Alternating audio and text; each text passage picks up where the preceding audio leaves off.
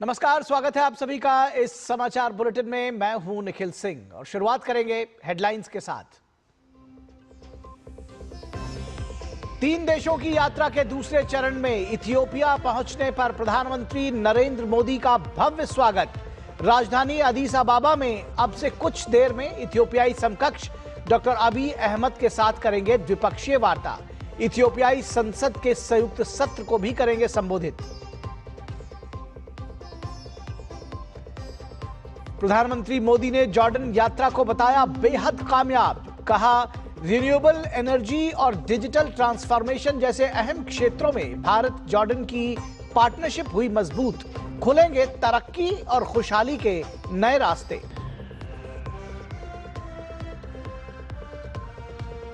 लोकसभा में विकसित भारत जी राम जी विधेयक पेश। 100 दिन की जगह 125 दिन की मिलेगी रोजगार गारंटी।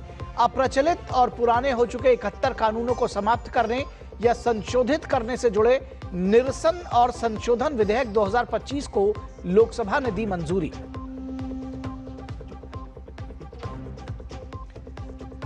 नक्सल मुक्त भारत अभियान को मिली बड़ी सफलता। छत्तीसगढ़ के बीजापुर में 84 लाख के इनामी 34 नक्सलियों ने किया सरेंडर।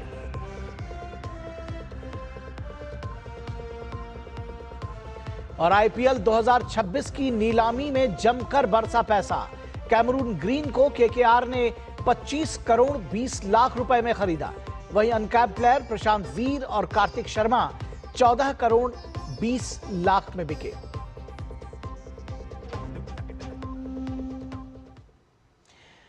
सबसे पहले बात करेंगे प्रधानमंत्री की इथियोपिया यात्रा की। प्रधानमंत्री नरेंद्र मोदी अपने 3 देशों की यात्रा के दूसरे चरण में इथियोपिया की राजधानी अदीस अबाबा पहुंचे। तो एयरपोर्ट पर पीएम मोदी का इथियोपिया के प्रधानमंत्री, विदेश मंत्री, कैबिनेट मामलों के मंत्री और सामाजिक मामलों के मंत्री ने अगवानी की। इथियोपिया के प्रधानमंत्री डॉक्टर अबी अहमद ने गले लगाकर पीएम मोदी का स्वागत किया। वर्ष 2011 के बाद भारतीय प्रधानमंत्री की ये पहली इथियोपिया यात्रा है और प्रधानमंत्री नरेंद्र मोदी की ये पहली इथियोपिया यात्रा है। पीएम मोदी की इथियोपिया के प्रधानमंत्री के साथ द्विपक्षीय वार्ता भी प्रस्तावित है। इस दौरान दोनों देशों के द्विपक्षीय संबंधों के सभी पहलुओं पर व्यापक चर्चा होगी। इसके साथ ही प्रमुख क्षेत्रीय और अंतर्राष्ट्रीय मुद्दों पर भी विचार विमर्श होगा। दोनों देशों के बीच अनेक क्षेत्रों में कई महत्वपूर्ण समझौतों पर हस्ताक्षर की भी उम्मीद है। यात्रा के दूसरे दिन प्रधानमंत्री नरेंद्र मोदी इथियोपिया की संप्रभुता और स्वतंत्रता के प्रतीक अडवा विक्ट्री मेमोरियल पर जाएंगे और शहीद सैनिकों को श्रद्धांजलि देंगे। प्रधानमंत्री इथियोपिया की संसद को भी संबोधित करेंगे। पीएम मोदी की यह यात्रा इथियोपिया के साथ ही अफ्रीकन यूनियन और साउथ साउथ कोऑपरेशन की दृष्टि से भी बेहद महत्वपूर्ण है।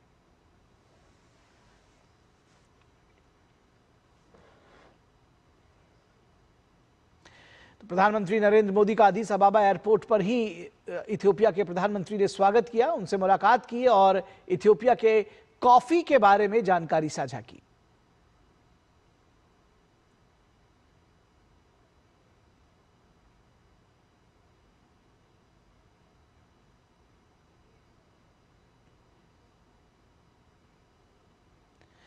प्रधानमंत्री नरेंद्र मोदी का प्रवासी भारतीयों ने होटल पहुंचने पर जबरदस्त अंदाज में पारंपरिक रूप से स्वागत किया। भारतनाट्यम स्वागत गीत पूरी तरह से भारतीय अंदाज में रहा।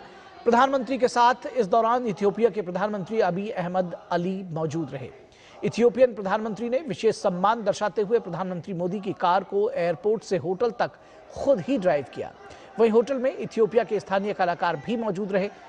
उन्होंने प्रधानमंत्री मोदी को फिल्मी गीत ऐसा देश है मेरा गाकर सुनाया।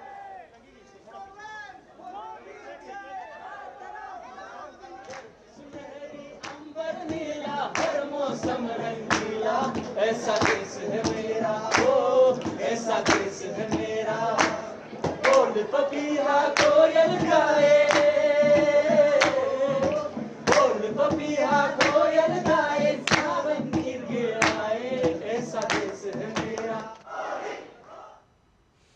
और इथियोपिया की राजधानी अदीस अबाबा में पीएम ने इथियोपिया स्थित साइंस म्यूजियम का दौरा किया। यह museum health care, finance, cyber security, geographic information system, service industry, data analytics, manufacturing और रोबोटिक्स जैसे क्षेत्रों में स्थानीय समाधान प्रस्तुत करता है।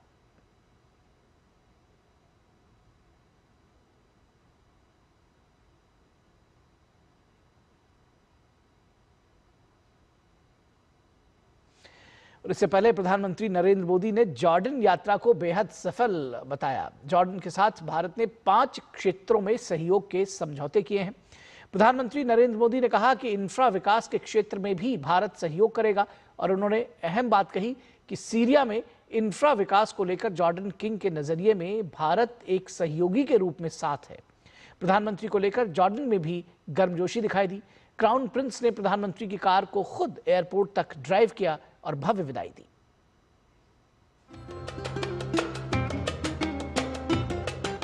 एक जमाना था जब गुजरात से पेट्रा के रास्ते यूरोप तक का व्यापार होता था। हमारी फ्यूचर प्रॉस्पेरिटी के लिए हम वो लिंक्स फिर से रिवाइव करने होंगे। मैं जानता हूं कि बिजनेस की दुनिया में नंबर्स का महत्व होता है, लेकिन यहां हम सिर्फ नंबर्स गिनने नहीं आए, बल्कि हम लॉन्ग टर्म रिलेशनशिप बनाने आए हैं। ज्योग्राफी जॉर्डन की स्ट्रेंथ है और भारत के पास स्किल भी है और स्केल भी। जॉर्डन की राजधानी अम्मान में प्रधानमंत्री नरेंद्र मोदी का 2 दिनों का व्यस्त कार्यक्रम। इन सब के बीच गर्मजोशी के साथ उनका स्वागत, प्रवासी भारतीयों का उत्साह और जिस कार प्रधानमंत्री मोदी अम्मान की यात्रा कर रहे थे उस कार को क्राउन प्रिंस अल हुसैन बिन अब्दुल्ला द्वितीय द्वारा खुद ड्राइव करना। ये सभी तस्वीरें सुनिश्चित कर रही हैं कि भारत और जॉर्डन के बीच द्विपक्षीय संबंधों को प्रगाढ़ बनाने की नई परिभाषा, नए आयाम बन रहे हैं। भारत आज जॉर्डन का तीसरा सबसे बड़ा ट्रेडिंग पार्टनर है। बिजनेस फोरम में किंग अब्दुल्ला द्वितीय के साथ प्रधानमंत्री मोदी ने शिरकत की। उन्होंने digital public infra, fintech, health take और एग्रीटेक जैसे क्षेत्रों में भारतीय स्टार्टअप के साथ मिलकर काम करने की बात कही। प्रधानमंत्री ने कहा कि भारतीय फार्मा कंपनियां जॉर्डन में और भारत में जॉर्डन की कंपनियां निवेश कर दुनिया के लिए विश्वसनीय सप्लाई चेन बना सकती हैं। भारत की ग्रोथ रेट 8% से ऊपर है। ये growth number productivity driven, governance और इनोवेशन ड्रिवन पॉलिसीज का नतीजा है। आज दुनिया को नए ग्रोथ इंजन चाहिए। दुनिया को एक ट्रस्टेड सप्लाई चेन की जरूरत है। भारत और जॉर्डन मिलकर दुनिया की इस जरूरत को पूरा करने में बड़ा रोल निभा सकते हैं। किंग अब्दुल्ला ने प्रधानमंत्री नरेंद्र मोदी के विजन और विकास के प्रति उनके आग्रह की सराहना की। India has witnessed great growth and we look forward to working with you all to take our economic partnership to further heights. With Jordan's strategic location and FTAs, and with India's economic power and advanced industries, we have the potential to build an economic corridor that links South Asia to the Middle East, Africa, and Europe. Culture और heritage के क्षेत्र में आपसी संबंधों को मजबूत बनाने की ओर भी प्रधानमंत्री मोदी ने ध्यान आकर्षित किया। उन्होंने वेब समिट में जॉर्डन डेलीगेशन को आमंत्रित किया। इस यात्रा के दौरान जॉर्डन और भारत के बीच डिजिटल इंफ्रा, जल प्रबंधन, नवीकरणीय ऊर्जा और संस्कृति समेत कुल 5 क्षेत्रों में समझौते हुए हैं। भूगोल से संभावनाएं और संभावनाओं से विकास। प्रधानमंत्री नरेंद्र मोदी का 2 दिवसीय जॉर्डन दौरा इस विश्वास के साथ खत्म हुआ कि भारत और जॉर्डन अपनी दोस्ती के रिश्तों को तो कायम रखेंगे ही, और पूरी दुनिया को यह पैगाम भी दिया कि भारत और जॉर्डन मिलकर मध्य एशिया में शांति बरकरार रखने के लिए पूरा प्रयास करेंगे और उसमें अहम भूमिका निभाएंगे। कैमरामैन आशीष और जयशंकर के साथ में विशाल बेरिस्टो, डीडी न्यूज़, अम्मान। तो ये थी प्रधानमंत्री नरेंद्र मोदी की जॉर्डन की बेहद सफल यात्रा से जुड़ी हुई खबर। और यहां रुकेंगे एक छोटे से ब्रेक के लिए, कहीं मत जाइएगा, जल्द हाजिर होंगे।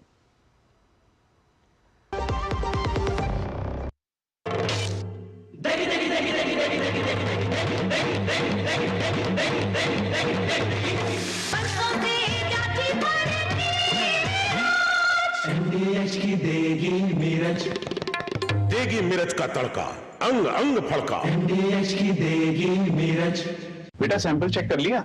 हाँ पापा, सैंपल तो चेक कर लिया, लेकिन आपने बिजनेस को बढ़ाने के बारे में क्या सोचा? बिजनेस बढ़ाना बेटा कोई बच्चों का खेल नहीं है। डैड, मोदी सरकार एक स्कीम लाई है, प्रधानमंत्री विकसित भारत रोजगार योजना, जिसमें आपको सरकार अगले 2 साल तक हर महीने 3,000 रुपए तक का इंसेंटिव देगी, वो भी हर नई हायरिंग पर। अच्छा। और मैन्युफैक्चरिंग में तो ये इंसेंटिव 4 साल तक मिलता है। क्या बात है बेटा, तूने तो मेरी टेंशन ही खत्म कर दी। प्रधानमंत्री विकसित भारत रोजगार योजना करीब 3.5 करोड़ नौजवानों को रोजगार के नए अवसर बनाएगी। योजना से जुड़ने के लिए pmvbry.labor.gov.in पर विजिट करें। जल्दी टिफिन पैक करो। राजू, मोबाइल छोड़ो। अरे दीदी वो बैंक का नंबर चाहिए, रिफंड ही नहीं आया। मिल गया। अब भी कॉल करता हूँ दीदी। बिना नंबर जांचे? अक्सर जालसाज बैंक की नकली वेबसाइट और फर्जी नंबर से पैसों की धोखाधड़ी करते हैं। तो फिर सही नंबर? बैंक की ऑफिशियल वेबसाइट या तो कार्ड पर। आपने तो बचा लिया दीदी। काम से नहीं। आरबीआई कहता है, सही वित्तीय बर्ताव करे आपका बचाव। इच्छाओं की कोई उम्र नहीं होती, आज हो या कल आंखों में हरदम चमकती, कल भी रहे आज के ठाट, ना हो टेंशन रिटायरमेंट के बाद, करनी है तैयारी एनपीएस जरूरी है। जब धरती चीर कर निकलता है लोहे का पत्थर और मिलता है मोंगिया के जोश से, फिर तपता है, पिघलता है और बनता है फौलाद। अब होता है सरिया सारी खूबियों के साथ। मोंगिया स्टील, मजबूत देश का मजबूत सरिया। गोल्डी छोले मसाले जहाँ जाए रिश्ते बनाए। गोल्डी लाई है फ्रेश लॉक टेक्नोलॉजी, जो रखे मसालों को हर समय फ्रेश। स्वागत है आपका ब्रेक के बाद।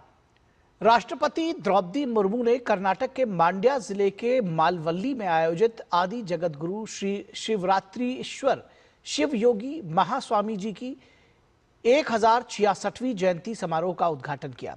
समारोह को संबोधित करते हुए राष्ट्रपति ने महास्वामी जी के कार्यों पर प्रकाश डाला और राष्ट्र निर्माण में उनके महत्वपूर्ण योगदान की सराहना की। जगतगुरु Dr. Shri Shivratri Rajendra Mahaswami Ji carried his legacy forward through visionary and compassionate public service. His contributions to religion, education, healthcare, and culture are benefiting millions.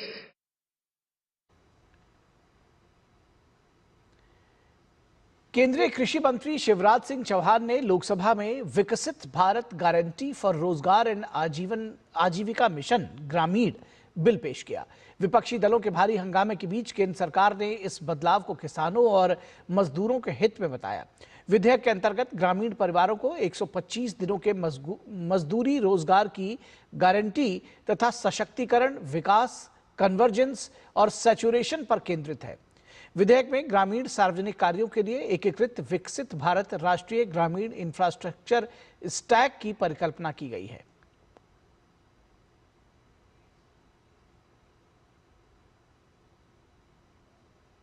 माननीय अध्यक्ष महोदय, मैं प्रस्ताव करता हूं कि मुझे विकसित भारत गारंटी फॉर रोजगार एंड आजीविका मिशन ग्रामीण VB जी राम जी विकसित भारत जी राम जी बिल 2025 को सभा में स्थापित करने की अनुमति दी जाए।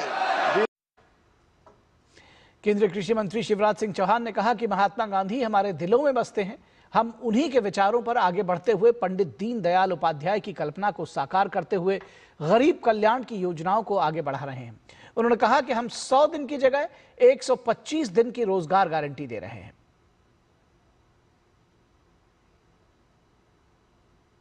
माननीय अध्यक्ष महोदय, मैं प्रस्ताव करता हूं कि मुझे विकसित भारत गारंटी फॉर रोजगार एंड आजीविका मिशन ग्रामीण VB जी राम जी विकसित भारत जी राम जी बिल 2025 को सभा में स्थापित करने की अनुमति दी जाए।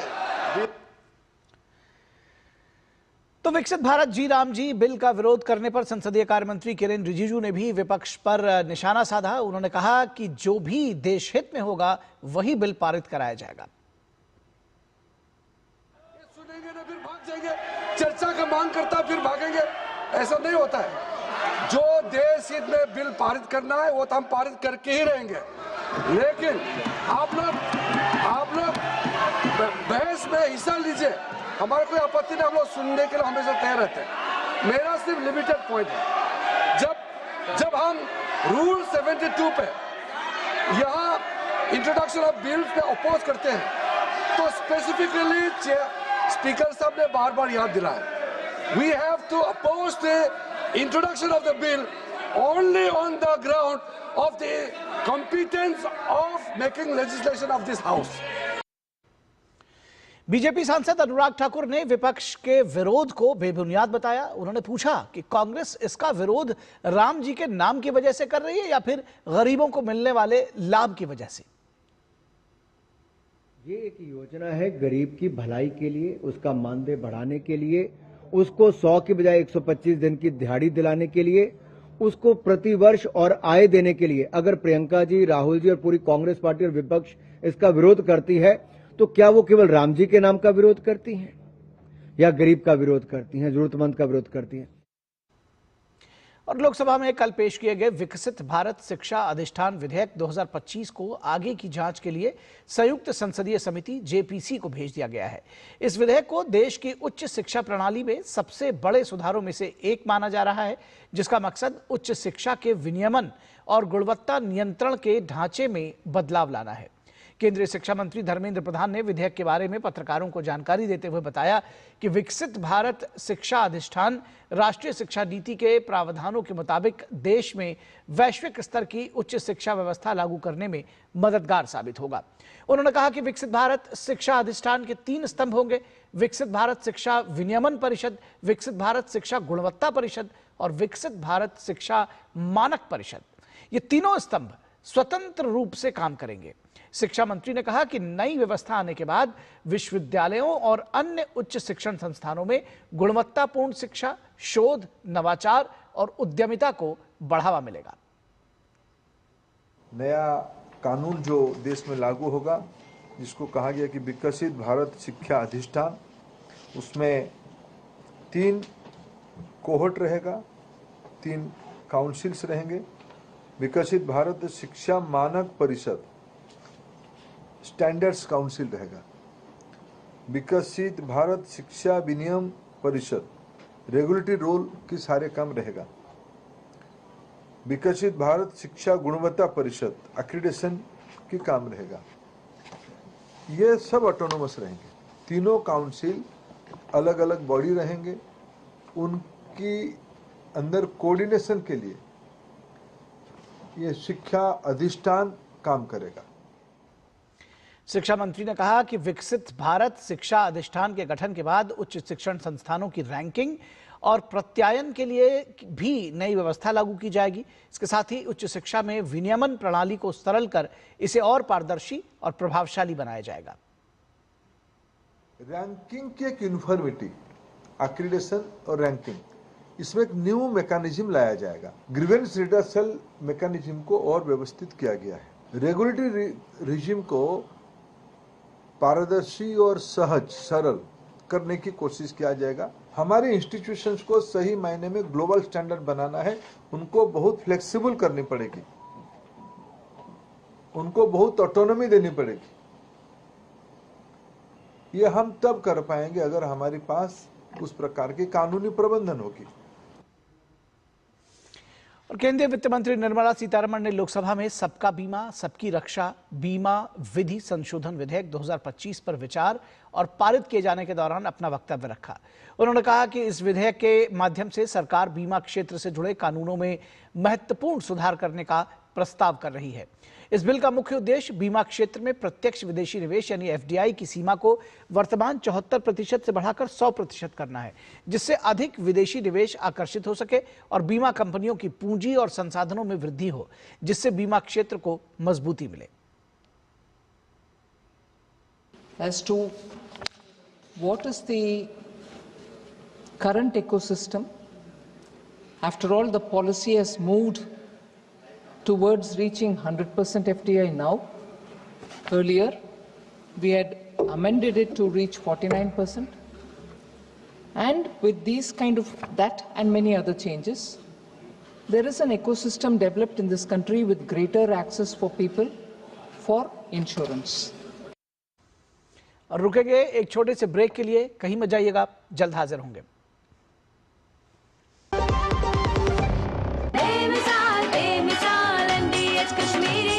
लाल रंग इसका अपार, तीखा कम है फिर भी स्वाद। बेमिसाल बेमिसाल MDH कश्मीरी, और कम डाल पर असली डाल। MDH कश्मीरी लाल मिर्च पाउडर। बेमिसाल MDH कश्मीरी, MDH। कहाँ है? जॉब पर हूँ, बस अभी ऑफिस पहुँचा हूँ। ऑफिस में? मेरा भी ऑफर लेटर आ गया है और 10 दिन में ज्वाइनिंग है।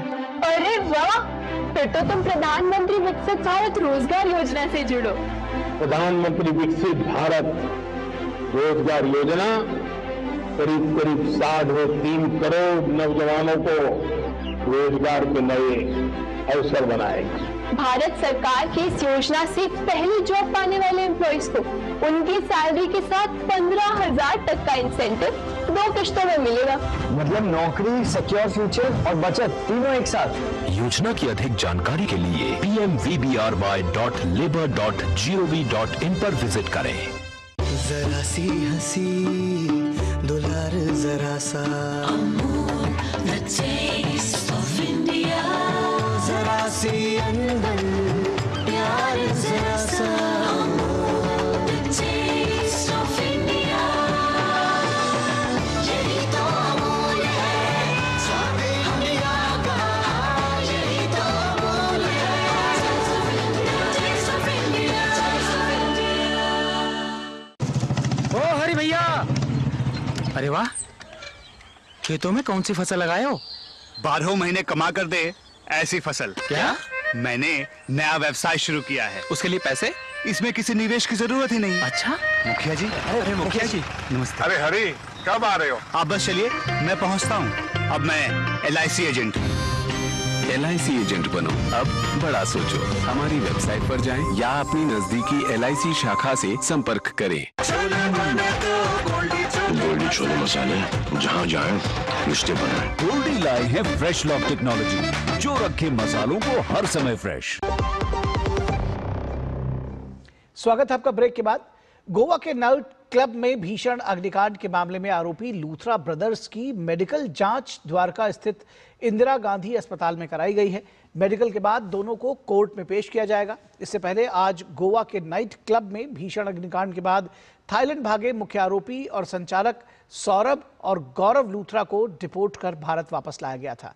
दिल्ली एयरपोर्ट पर मौजूद दिल्ली और गोवा पुलिस की टीम्स ने लूथरा ब्रदर्स को अपने शिकंजे में ले लिया।